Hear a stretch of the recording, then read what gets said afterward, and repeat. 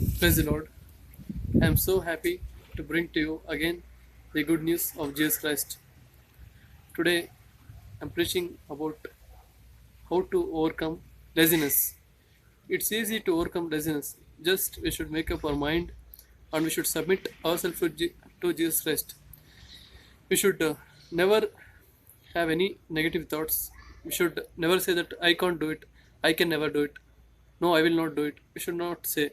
One thing, we should be punctual and we should fix up the mark and we should make the timetable. See at what time we should get up from bed, and after getting up from bed, what you should do, how many hours you should pray, how many hours you should worship, and how many hours to read Bible.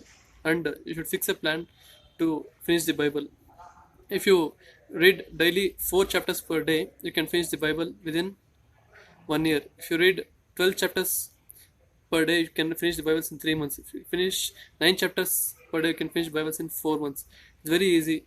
You should never feel lazy to do anything. Should not be sluggish. If we are sluggish, our house roof will leak.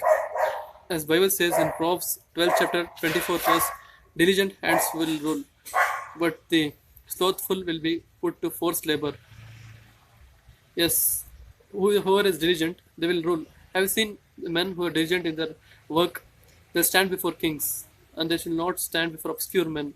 See, you may see in some other places where you take clothes, and how they'll show the clothes very quickly. One of the other clothes they'll be keep on showing, and even the vegetable vendors they will they will do the work very quickly.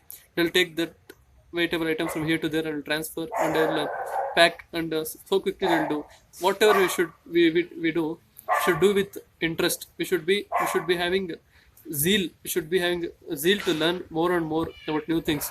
In Bible also, Jesus will give us many more revelations.